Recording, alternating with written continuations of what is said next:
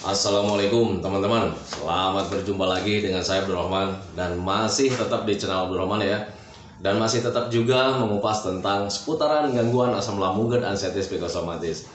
Nah, di sesi kali ini saya akan mengulang lagi teman-teman ya, mengulang penjelasan tentang kelayangan teman-teman ya. Karena untuk sensasi kelayangan ini sangat banyak sekali yang ditanyakan dari teman-teman ya.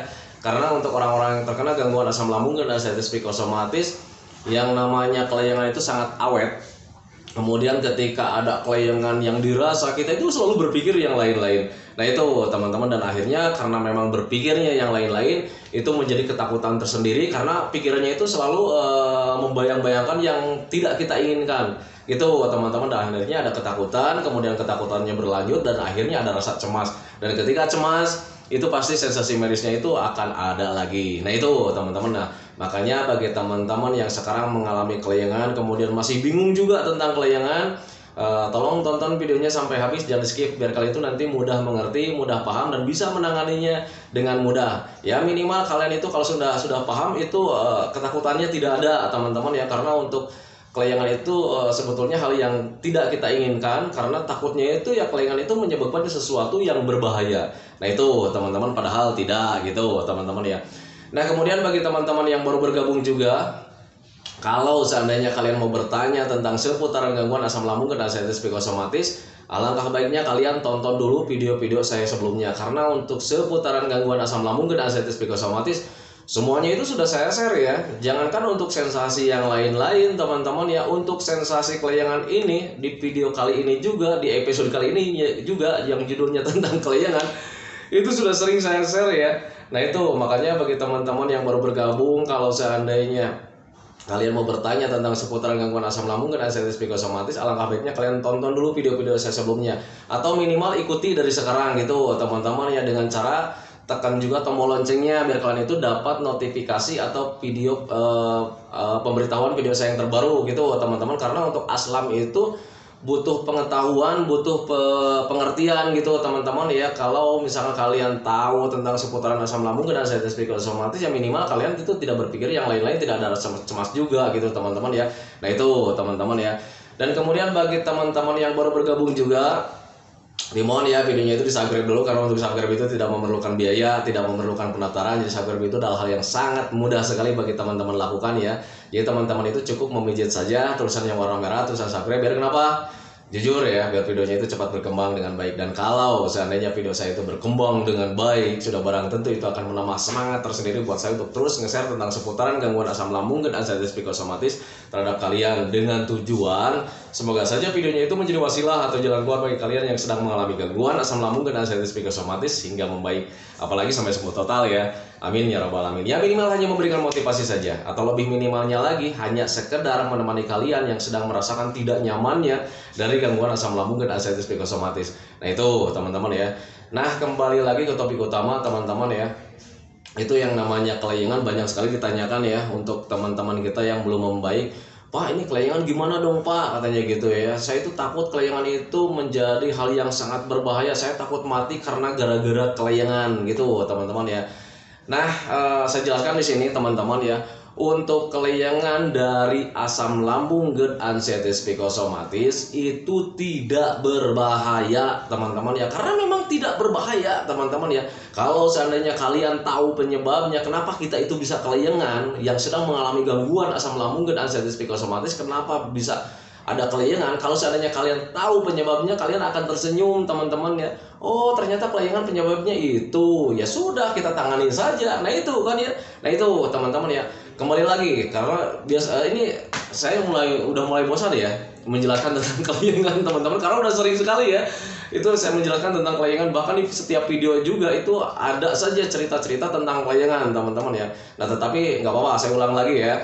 Untuk kelayangan itu bisa diakibatkan karena memang kitanya kekurangan gizi teman-teman ya. Kenapa kita bisa kekurangan gizi? Ya wajar saja, karena pencernaannya sedang tidak membaik teman-teman ya. Kita berbicara masalah logika saja. Kalau seandainya pencernaan sedang tidak membaik, sebesar apapun kalian mengkonsumsi makanan-makanan yang bergizi, itu gizinya, vitaminnya, pokoknya nilai kebaikan dari makanan tersebut tidak terserap sempurna oleh pencernaan kita, teman-teman ya. Nah itu karena memang pencernaannya sekarang itu sedang tidak normal gitu, teman-teman ya. Dan nanti akhirnya keseimbangan tubuh itu terganggu karena apa? Karena kebutuhan untuk vitamin, gizi dan sebagainya untuk seluruh tubuh kita itu tidak terpenuhi, teman-teman ya.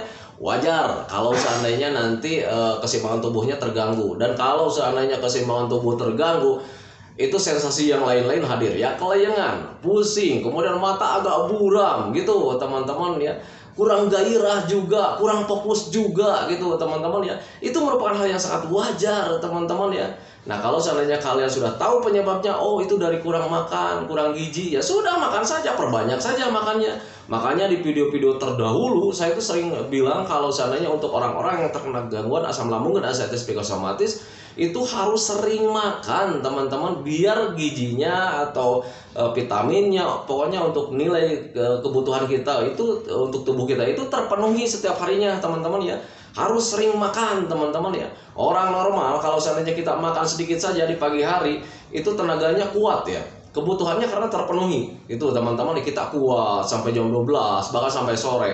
Nah, tetapi kita untuk orang yang terkena asam walaupun makannya banyak di pagi hari, itu tenaganya mungkin cuma untuk 1 jam, mungkin cuma untuk 2 jam.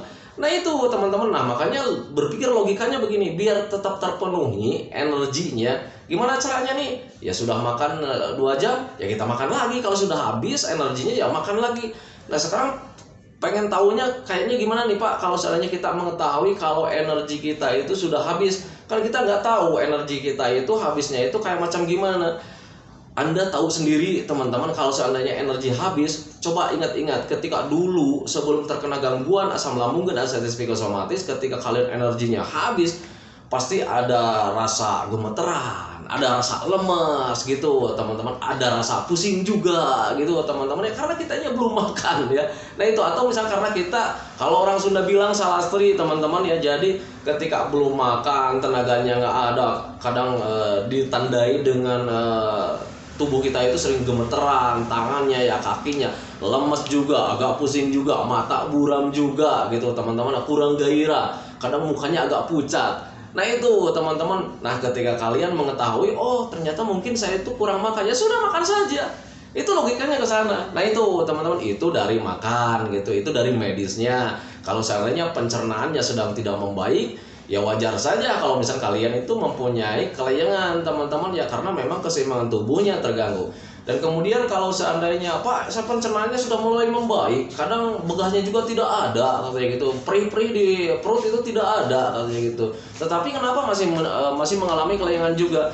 Nah ini penyebab yang kedua teman-teman ya. Kalau seandainya pencernaan kalian sudah membaik, kemudian sensasi medisnya itu tidak ada, kayak macam begah, hati sakit, perut panas, kemudian perut perih dan sebagainya, kalau misalnya itu sudah tidak ada tetapi masih mengalami kelayangan juga, itu bisa karena efek stres atau hasil daripada kalian sering banyak berpikir terlalu keras teman-teman ya. Tetapi Pak, saya itu nggak pernah berpikir keras, saya itu nggak pernah berpikir hal yang lain-lain, saya itu tidak stres. Coba kalian ingat-ingat, untuk orang-orang yang terkena gangguan asam lambung dan ascites psikosomatis, kalau misalkan dikatakan Anda banyak pikiran, itu suka mengelak teman-teman ya. Dan saya juga dulu begitu teman-teman, saat terkena gangguan asam itu, kalau misalnya orang bilang itu udah hindari saja banyak pikirannya, itu saya selalu mengelak. Jangankan untuk orang-orang biasa yang mengatakan saya seperti itu, dokter saja yang mengatakan seperti itu saya sanggah teman-teman ya. Waktu itu, enggak dok, saya nggak banyak pikiran teman-teman ya. Saya bilang tidak banyak pikiran, saya bilang gitu. Tetapi ketika pulang ke rumah, saya akhirnya mengingat-ingat lagi, ternyata kita itu terlalu banyak pikiran. Coba ingat-ingat, apakah setiap harinya selalu memikirkan tentang penyakit? Apakah setiap harinya selalu meratapi nasib? Apakah setiap harinya selalu membayang-bayangkan tentang sensasi? Nah itu teman-teman ya, itu tanpa kita sadari, itu menjadi pikiran yang sangat besar buat kita, karena kita itu mengalaminya setiap hari ya. Jangankan setiap hari, setiap menit kita selalu berpikir tentang penyakit, berpikir tentang sensasi. Nah itu yang harus dihindari teman-teman, karena tanpa disadari itu membuat kita stres tersendiri teman-teman, terlalu banyak berpikir. Dan akhirnya ketika terlalu banyak berpikir, energi yang ada dalam tubuh kita itu terkuras teman-teman ya, karena banyak pikiran kita. Nah itu teman-teman, dan kalau seandainya sudah terkuras ya sudah pasti kebutuhan untuk tubuh kita itu tidak terpenuhi, gizinya, vitaminnya, semuanya, nilai kebaikan untuk tubuh kita itu tidak terpenuhi. Ya namanya kalau misalkan tidak terpenuhi ya sudah jelas keseimbangan tubuh juga bakalan terganggu teman-teman ya. Kayak macam jalan itu seperti oleng teman-teman ya. Kalau misalnya duduk kayak macam begini, kadang-kadang suka ada seperti kayak gempa, padahal nggak gempa gitu ya. Nah itu teman-teman, kemudian matanya agak buram juga, kemudian agak pusing juga, kurang gairah juga, kurang semangat juga, seringnya itu lemas. Nah itu teman-teman, itu tanda-tandanya imunitas kalian sedang turun, keseimbangan tubuh kalian sedang turun. Disebabkan karena memang tidak ada energinya, vitaminnya kurang. Nah itu teman-teman, jadi merupakan hal yang sangat wajar sekali. Nah sekarang pertanyaannya dirubah, Pak, untuk gangguan asam lambung dan asam psikosomatis yang paling sensasi yang paling sering itu kayak macam kelayangan. Apakah kelayangan itu berbahaya buat kita untuk orang-orang yang terkena gangguan asam lambung dan asam psikosomatis? Sama sekali tidak berbahaya teman-teman, kalau seandainya kalian sudah tahu penyebabnya seperti itu. Nah kalau misalkan untuk kelayangan bisa saja berbahaya kalau seandainya kalian sedang kelayangan nih, jalan-jalannya cuma di rel kereta api mungkin, tapi pertanyaannya mau ngapain kalian jalannya di rel kereta api ya? Nah itu teman-teman, kemudian kalian jalannya itu di bahu jembatan layang misalkan gitu ya, itu bisa saja berbahaya gitu teman-teman. Ketika kalian ada kelayangan, kan untuk orang kelayangan itu sifatnya kalau misalkan agak miring ke kiri terus aja kayak macam ke kiri. Kalau misalkan kita miringnya itu ke kanan, sepertinya itu kita itu mau jatuhnya ke kanan terus. Kan seperti itu ya. Untuk orang-orang yang terkena gangguan asam lambung dan asam psikosomatis memang mempunyai hal seperti itu. Nah kalau misalkan dikatakan berbahaya, berbahaya kalau seandainya kalian jalan-jalannya mungkin di rel kereta api mungkin ya. Kalau seandainya kalian jalan-jalannya di bahu jembatan misalkan. Nah itu teman-teman ya, makanya hindari saja, berpikir positif saja. Mau ngapain jalan-jalan seperti itu? Tetapi kalau misalnya kalian jalan-jalannya di jalan-jalan biasa, kayak macam di jalan-jalan biasa, di gang-gang, kemudian di lapangan, ya kalian nggak bahaya-bahaya juga gitu teman-teman ya. Karena untuk gangguan asam lambung dan asam psikosomatis, untuk sensasi kelayangan itu yang memang tidak berbahaya sih sebetulnya kalau misalnya kalian tahu penyebabnya. Karena ketika kalian sudah tahu penyebabnya, nanti kalian juga bisa menanganinya dengan mudah. Oh ini dari kekurangan makan, ya sudah kita makan saja, perbanyak minum gitu teman-teman ya. Oh ini dari banyak pikiran, ya sudah jangan terlalu banyak berpikir. Nah itu teman-teman ya. Nah makanya saya selalu bilang, belajar masa bodoh saja tentang gangguan asam lambung dan asam psikosomatis. Nah itu teman-teman. Nah kemudian untuk belajar masa bodohnya ya, pikiran negatif itu kan selalu hadir ya. Alihkan saja pemikiran-pemikiran negatifnya dengan cara apa? Mengalihkan dengan hal-hal yang berbahagia teman-teman ya. Ketika kita berpikir tentang penyakit yang berbahaya, ya sudah jangan berpikir yang berbahaya. Udah jangan berpikir yang berbahaya. Langsung saja kalian pikirkan tentang hal-hal yang bahagia. Seandainya nanti ketika sudah sembuh, saya akan jalan-jalan ke sini, saya akan bekerja lagi, menghasilkan uang lagi. Nah itu teman-teman ya, saya bisa beraktivitas lagi, saya bisa bermain lagi. Nah itu teman-teman, itu yang harus kalian bayangkan. Jadi ketika kalian membayangkan hal-hal seperti itu, nanti kalian minimal punya rencana, dan kemudian minimal kalian tumbuh rasa semangatnya teman-teman ya. Semangat untuk menjalankan metodenya. Karena untuk kesembuhan gangguan asam lambung dan asam psikosomatis itu sebetulnya obatnya itu hanya di metode. Kalau misalnya kalian ingin membaik kemudian tanpa menjalankan metode, kalian tidak akan membaik teman-teman ya. Itu yang saya rasakan. Dulu juga saya seperti itu. Ketika memahami, saya punya tekad yang kuat, ingin sembuh, saya lakukan. Tetapi kadang memang ada di sela-sela di sela-sela sedang menjalankan metode itu emang ada juga gitu ya, rasa malas untuk melakukannya. Nah itu justru akan memperhambat teman-teman. Kenapa saya itu lama sembuhnya? Karena memang waktu itu rasa malas saya itu sangat besar teman-teman ya, sangat besar sekali. Nah itu teman-teman ya. Nah tetapi ketika rasa malas besar, kemudian kesembuhannya agak lama juga, di situ mulai jenuh dan saya mulai bangkit lagi waktu itu. Ini harus cepat-cepat saya bilang ya, harus cepat-cepat dialihkan pemikirannya, harus cepat-cepat kita jalan-jalan lagi, harus cepat melakukan hobi-hobi yang menyenangkan lagi, biar tentang seputaran gangguan asam lambung dan asam psikosomatis ini terlupakan teman-teman ya. Karena jujur untuk gangguan asam lambung dan asam psikosomatis, saya itu sembuhnya dengan terlupakan teman-teman. Terlupakan dengan apa? Dengan rasa-rasa bahagia teman-teman ya. Di awal-awal ketika jalan-jalan, rasa cemas ada, sensasi itu hadir. Tetapi ketika mulai paham, ini cuma permainan perasaan, saya bilang. Saya duduk, ya, cuma duduk saja, saya tenangkan, ketika nyaman lagi, saya jalan-jalan lagi. Dan kemudian dibiasakan seperti itu. Dan akhirnya terbiasa, sudah mulai jalan-jalan lagi. Ya, yang mulainya jalan-jalan itu cuma dekat, ya, esok lusanya itu agak jauh juga, gitu teman-teman ya. Yang cuma di pinggir gang, akhirnya bisa jalan-jalan 1 RT. Kemudian dibiasakan lagi, akhirnya lebih dari jadi 1 RW. Dan akhirnya lebih menjadi keluar kampung. Dan akhirnya lebih menjadi keluar kota. Nah itu teman-teman ya, karena dibiasakan dari mulai saat terkena gangguan asam lambung dan anxiety psikosomatis. Nah itu teman-teman, makanya saya selalu bilang sama teman-teman itu ya, ayo biasakan dari sekarang biar kalian itu bisa karena terbiasa. Nah itu teman-teman, berbeda dengan orang-orang yang terkena gangguan asam lambung dan anxiety psikosomatis, ketika rasa takutnya itu sangat besar, itu tidak akan pulih-pulih teman-teman ya. Jadi pemulihannya itu cuman sedikit saja gitu teman-teman. Berbeda dengan orang yang sudah paham kemudian dipaksakan melakukan metodenya. Nah itu teman-teman ya. Jadi ketika sudah makan, sudah minum, ya sudah pure, kita lakukan saja metodenya. Ini butuh jalan-jalan saja. Nah berbeda ketika sama orang-orang yang sedang malas-malasnya sedang besar, karena memang ada ketakutan juga gitu teman-teman ya. Jadi ketika kalian mau keluar, ini dari Pak Abdurrahman nih katanya harus sering jalan-jalan. Ketika mau buka pintu ada rasa takut ya, karena berpikirnya wah nanti jangan-jangan mati di sana ya, wah jangan-jangan nanti pingsan di sana. Nah justru pemikiran-pemikiran itu akan menyebabkan ketakutan tersendiri akhirnya terurungkan lagi ya. Ketika mau jalan-jalannya, akhirnya mau sampai kapan perbaikannya. Nah itu teman-teman ya, makanya pahami saja ke sana. Jadi ketika kalian sudah tahu bahwa gangguan asam lambung dan anxiety psikosomatis ini tidak berbahaya, ya sudah tidak berbahaya sama sekali. Dan ini butuh metode, ya sudah kalian lakukan saja. Tetapi ada ketakutan, sadari saja itu dari pikiran negatif kalian, teman-teman ya, tidak akan terjadi. Apa yang kalian pikirkan itu tidak akan terjadi, teman-teman ya. Kalau seandainya pemikiran tentang gangguan asam lambung dan anxiety psikosomatis ini bisa menyebabkan hal-hal yang lain, ini sampai detik ini saya tidak akan berdiri di sini, tidak akan duduk di sini menemani kalian. Nah itu teman-teman ya, itu sebagai contohnya. Dan sekarang itu banyak sekali ya channel-channel tentang seputaran gangguan asam lambung dan anxiety psikosomatis bermunculan teman-teman ya. Nah itu menjadi patokan buat kalian bahwa orang-orang yang terkena aslam itu tidak berbahaya, dan sekarang itu sudah mulai membaik ya, sudah mulai pada sembuh. Nah itu teman-teman, itu jadi patokan buat kalian. Nah makanya bagi teman-teman yang belum paham juga tentang kelayangan apakah itu berbahaya, saya katakan untuk kelayangan dari gangguan asam lambung dan anxiety psikosomatis itu tidak berbahaya sama sekali, hanya mengganggu saja, mengganggu terhadap kualitas hidup kalian menjadi kurang produktif.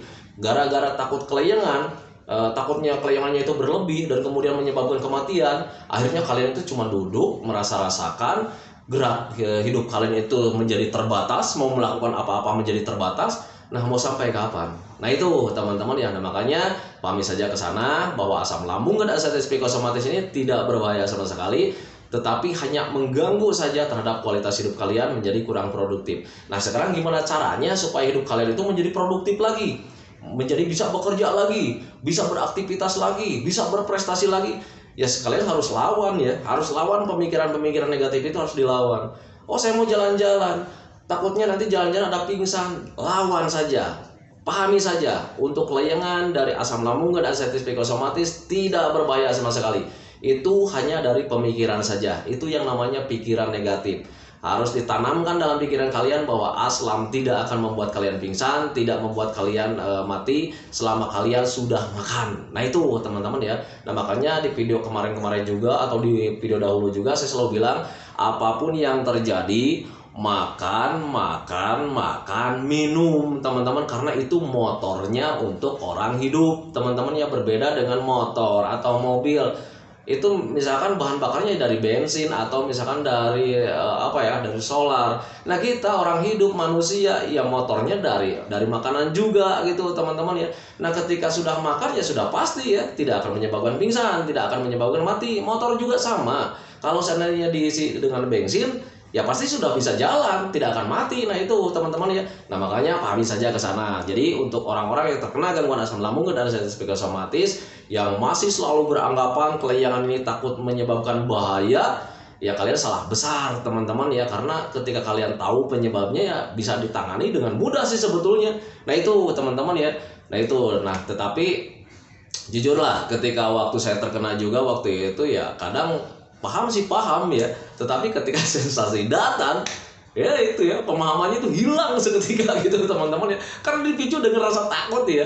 Nah itu teman-teman ya, jadi ketika paham, wah ini ternyata tidak bahaya nih, ternyata memang betul apa yang dikatakan Pak Abdul Rahman. Tetapi memang jujur saya juga dulu seperti itu ya, ketika ada sensasi datang ya lupa ya, dengan pemahaman seperti itu tuh lupa gitu teman-teman ya. Nah makanya selalu dibilang sama saya itu, tanamkan saja dalam pikiran bahwa itu biar biar image-nya itu selalu tertanam ya, ini tidak berbahaya, cukup ditenangkan saja. Nah itu teman-teman ya.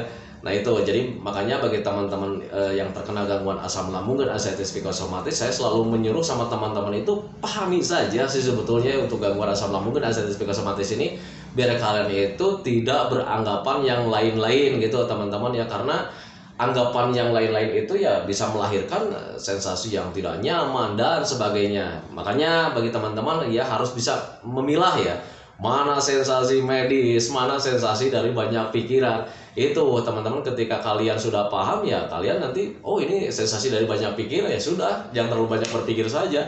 Itu sebetulnya seperti itu ya. Cuman sesimpel itu sih sebetulnya untuk aslam itu ya. Nah itu teman-teman ya.